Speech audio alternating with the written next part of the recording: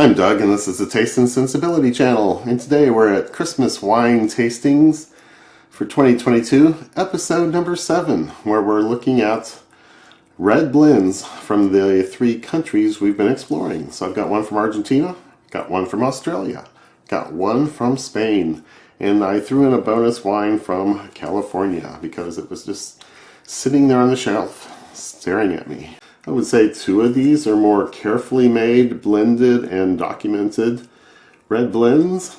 And then 2 of these are more marketing, or let's get rid of some of these grapes hanging around, or I'm not sure if they have the same kind of pedigree. It's hard to tell from labeling nowadays, or ever. So, this is our last tasting of the Christmas season. I'm celebrating Christmas. I am celebrating God's gift of wine to us. And I've been going through a tasting routine of checking out the color and nosing and writing down notes and tasting and writing down comments that I got from Wine Folly. So that book is in the description below and has been mentioned several times throughout the series. So that's one of the tools I use. I've already taken the pH and temperature of these wines, written down all this stuff on the header of my tasting sheet, so about everything I can do has already been done. I want to get into this first one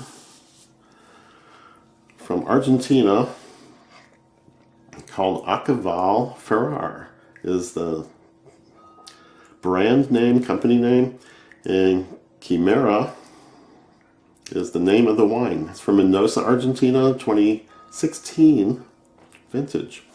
And there's so many details on the back of the bottle. It's telling how many cases they made. 5,684 cases of 6 bottles, and then the percentages of the grapes. Wow, just from peering through these other glasses, this one's going to be darker than all the rest of them. It's a ruby with garnet edges, as I'm looking at it, and I can only see through it at the edges. It is deeper in the middle, so I think it's the darkest color. So I'm going to go with ruby. So I'm going to do medium ruby. So I've got the color marked on my sheet, and now I'm going to the nose. Wow. Fruity, structured, old, some kind of age. Lots of things throwing up at me. That's a bad way to put it. Lots of things coming up at me from the glass.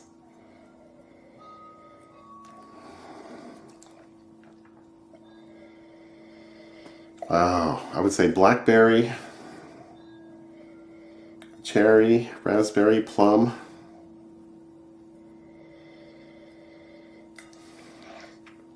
Maybe tobacco, a sweet tobacco, a pipe tobacco, unsmoked tobacco, not burning.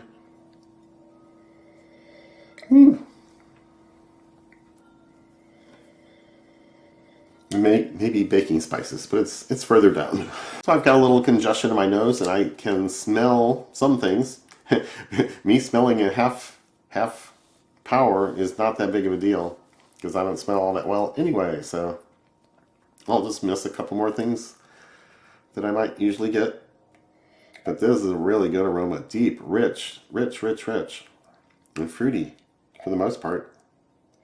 Something's telling me age, and I'm not sure what it is, or just telling me it's a good wine or an expensive wine. The nose is matching my expectations. Is the right way to say it, I think. Yes, that is wonderful. Okay, let's go to the palate.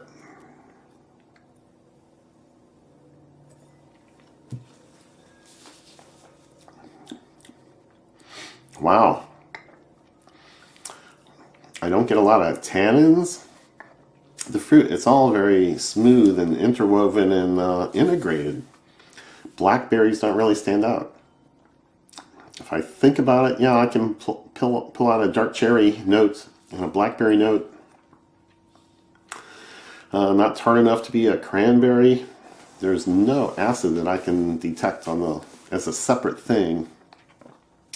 It's not that fresh, bright taste or aroma. And I'm not sure I get a lot of tannins. You would think red wine with this pair, what's the ABV here? 14 something? 14.5. I would think I would pick up something tannin wise, and it's very minimal.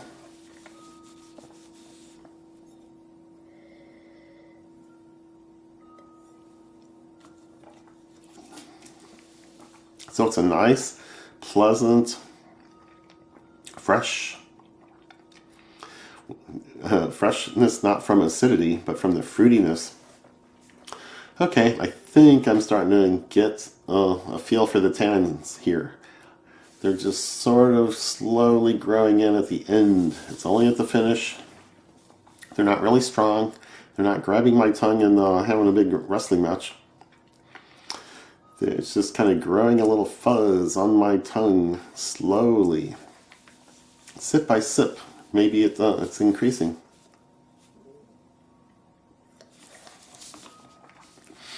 So that is a nice wine that is agreeable and going to go with lots of foods. You know, the red meat type of thing is what this would go with. And wow, yeah, it's good. And it doesn't have any strong characteristics that people would object to, I wouldn't think. So yes, the tannins are present. I'm not getting a lot of acidity. The tannins don't just jump on your palate at the beginning, but they grow up from the finish, from the end. So that is a nice wine. I'm getting the 14.5% ABV from a few sips here. But that is wonderful. I'm thinking this was like $28 at a grocery store. I couldn't believe they had all the documentation like this on a wine I picked up at a grocery store in a vintage that's from 6 years ago. Coming up on 7. This was harvested in the spring of 2016. So March and April is when the grapes were harvested, which is their fall down there. So this is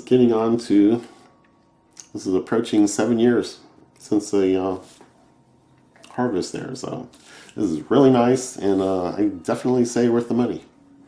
So a little cleanup here. Okay, next we have from Australia, we have Tempus Two Copper, GSM 2014.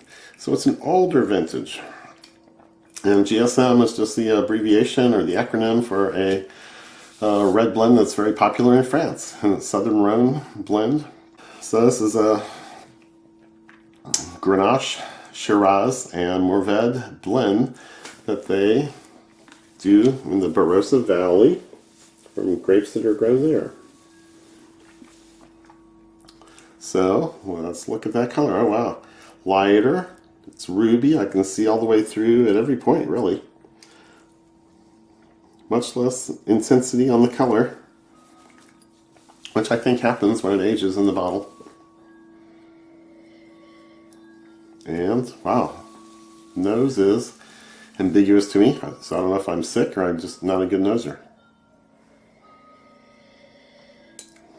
The fruitiness is striking me as plum and raspberry, cherry.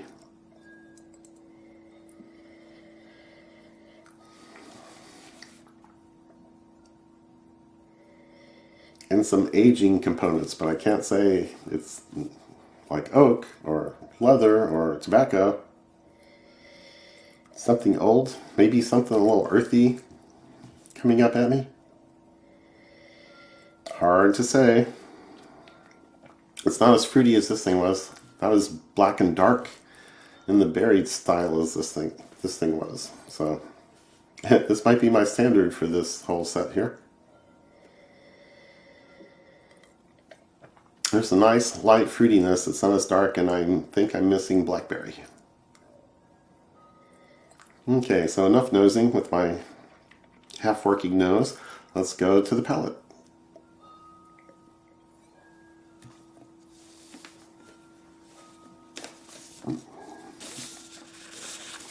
Okay, A little bit of acidity. A little bit of tannins that I started getting right away. Probably mid-palate on. There's a little bit of a tartness to it. It's like cranberries and raspberries, maybe not fully ripe raspberries. So this is interesting. It's nice. It's a nice difference from this blend over here. And I can't really connect it to other GSM blends I've had recently. I don't remember all the points. Lots of the blends I've been tasting, I don't really get to focus on the tannins, or I think tannins are missing. I think acid's missing sometime. I'm curious, and now that I'm tasting it, everything's there. You would get it in the Grenache only. If you did the Shiraz, you would get that. You would get the same notes from tannins and acid in that.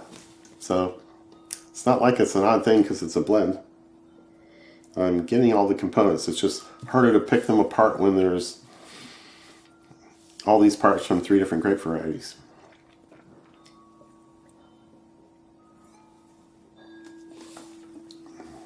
So, very friendly. Nothing harsh, nothing rough about that at all. So, 2014 GSM from Barossa Valley. It says 53% Grenache, 36% Shiraz, and 11% Mourvedre. And they give a few tasting notes. Vibrant and full body, yeah, with red berry, chocolate, and coffee flavors. Okay.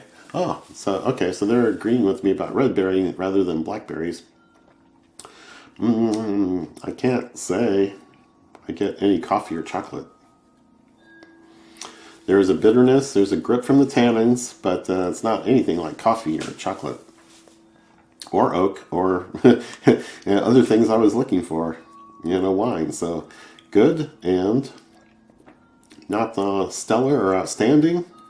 I think this is probably the better of the two so far, but very competent. And I'll be going after the screw cap versions here first because they got exposed to a little oxygen as I switched over their caps.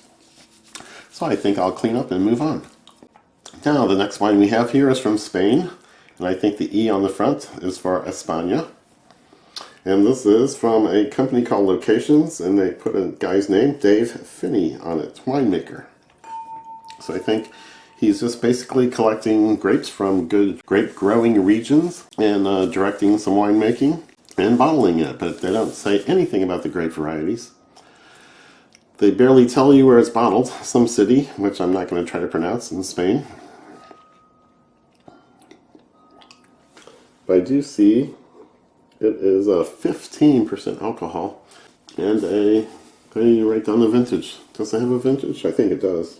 That was incorrect. I see no vintage, I see no grape varieties, I see no percentages of any such thing. So it is simply presented as a red wine, a red blended wine. And color-wise, it's a little darker than the Australian, but it's not as dark as the Argentine. And it's ruby, garnety at the edges. I don't know if that's suggesting age or I just don't know what I'm looking for. It's probably not all that old. So comparable in color to this thing, I guess.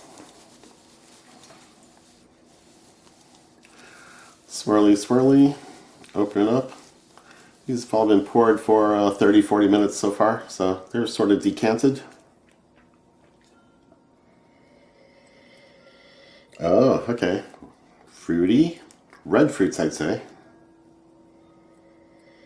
And there might be a licorice note, a black licorice note, that people claim a lot of times on red wines and I never ever get. And here, all of a sudden, it's coming off as some stronger black licorice than I've ever had before. It's right at the front, right in the middle, front and center. Wow. That's wild because I've had this much of it and it's only half left. Still has the cork in it. And I can't say I remember writing down licorice or tasting licorice as a note. So, okay, there's bits of blackberry in there.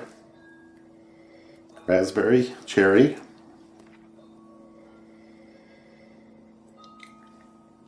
and maybe baking spices, maybe not. I might be imagining. I'm only getting half of the stuff I usually get. Okay, swirl, swirl, I love swirling.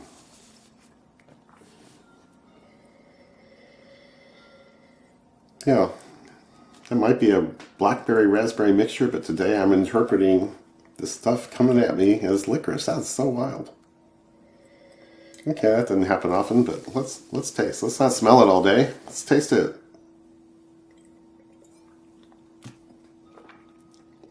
Ah, it is lighter on the palate than the smell was. I can't say I identify blackberry on the palate, but red berries, dark cherry, a vague plumminess. It'd be a reddish or black plum.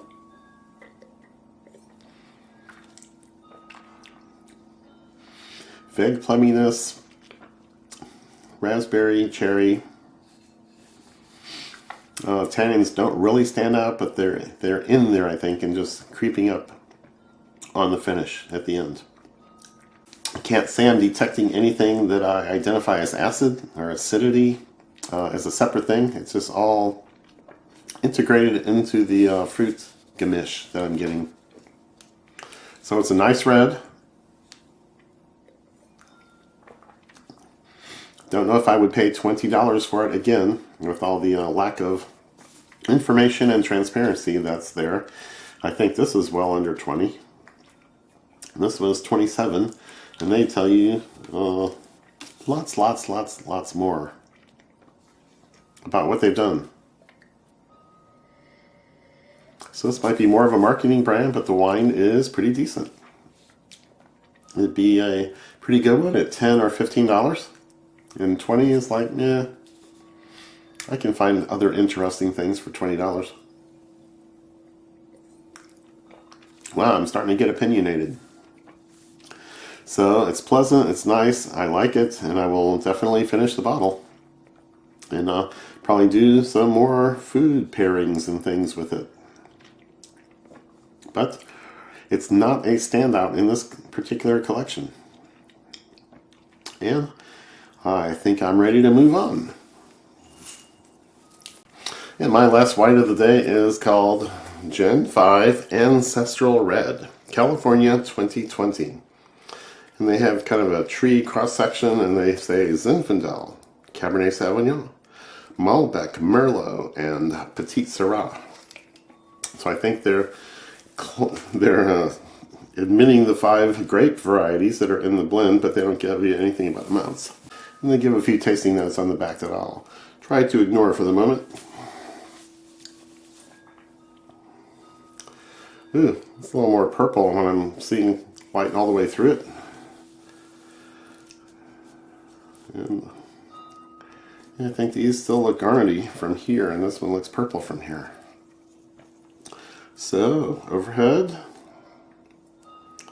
I am seeing a dark and definitely purplish, well, it might just be deep ruby. I can see at the edges, and I can't really see through the middle of it. So, darker contents. Do we have a percentage? 14.5% ABV. Gen 5 Ancestral Red on the nose. California, if I didn't mention that. Oh, wow. Fresher, fruitier. Lots of flavors coming at me. I wish I could smell them. Licorice again. I can also interpret it as a blackberry-raspberry combination. Baking spices. A mixture of baking spices. Nothing, it's like clove, cinnamon, nutmeg type things, but mixed together and then underneath the fruit. So it's hard to pick out real specific things.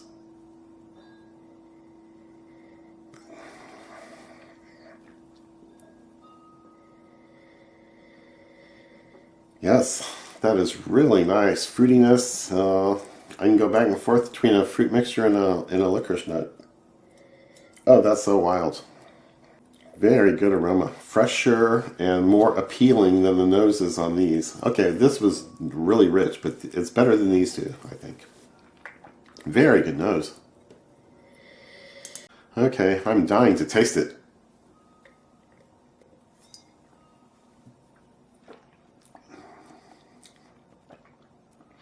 Oh, wow. The palate doesn't quite match the nose. The smell was really appealing, and I'm not getting quite as much fruit on the palate. It's fruity, it's solid, it's right up there. It's not dry, it's not tanniny, it's not acidic. Everything's really well integrated, but the intensity of the fruit flavors is either not all that strong or they're so mixed together, they're so integrated. I can't pull out a blackberry, I can't pull out a raspberry, or cherry or plum. And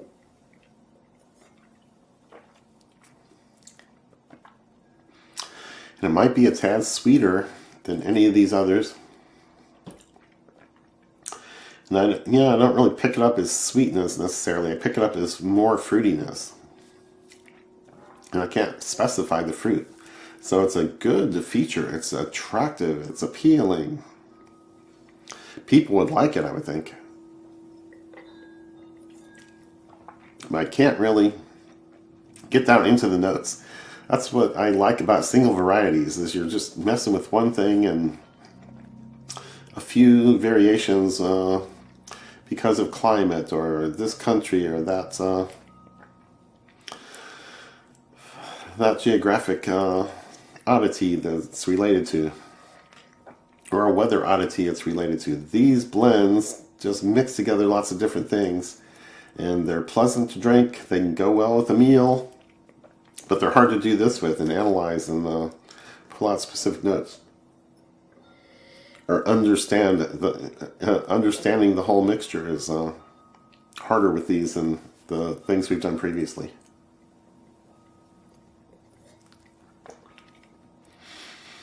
So that's good.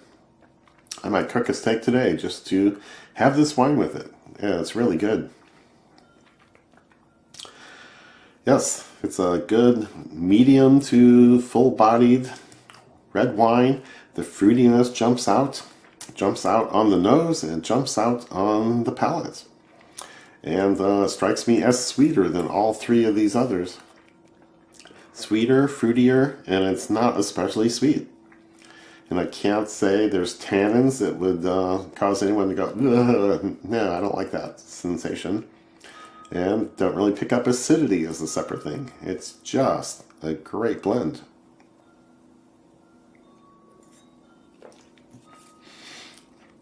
So that is so good and surprising me somewhat. But I think California has a reputation for that sort of effect. Very fruity, big fruity flavors. So I think that's meeting expectations, even though they don't tell us much. So this has been so interesting and so fun learning about different wines, about single varieties but grown in different parts of the world. It's just... And then these red blends are very interesting. And today's verse celebrating wine comes from Ecclesiastes 9. Go, eat your bread with joy, and drink your wine with a merry heart, for God has already accepted what you do. So again, Merry Christmas, and come back next year.